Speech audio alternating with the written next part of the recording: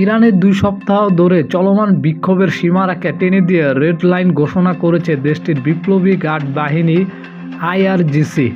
একই সঙ্গে দেশটির সেনাবাহিনী জানিয়েছে তারা জনসম্পত্তি ও গুরুত্বপূর্ণ স্থাপনা রক্ষার জন্য প্রস্তুত।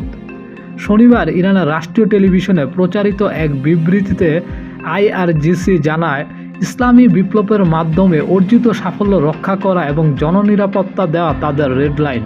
শত্রুদের ষড়যন্ত্র সম্পূর্ণভাবে ব্যর্থ করে স্থায়ী নিরাপত্তা নিশ্চিত না করা পর্যন্ত ইরানের জনগণের পাশে থাকার প্রতিশ্রুতি জানিয়েছে আইআরজিসি।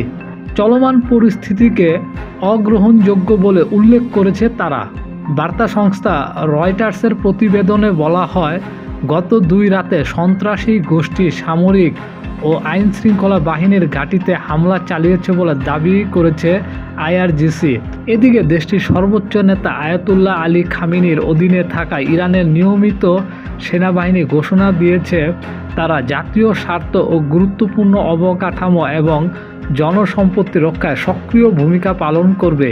আইআরজিসি ও ইরানের সেনাবাহিনীর এই ঘোষণার একদিন আগে শুক্রবার মার্কিন প্রেসিডেন্ট ডোনাল্ড ট্রাম্প ইরানের নেতাদের কড়া বার্তা দেন, জানান বিক্ষোভকারীদের গুলি করলে যুক্তরাষ্ট্র তীব্র প্রতিক্রিয়া জানাবে।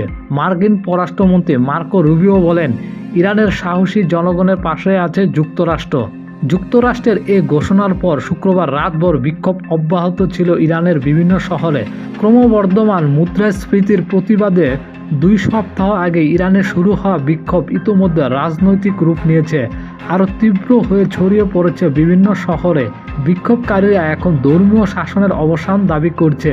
ইরানের অভিযোগ, বিক্ষোভের পেছনে যুক্তরাষ্ট্র ও ইসরায়েলের মদদ রয়েছে।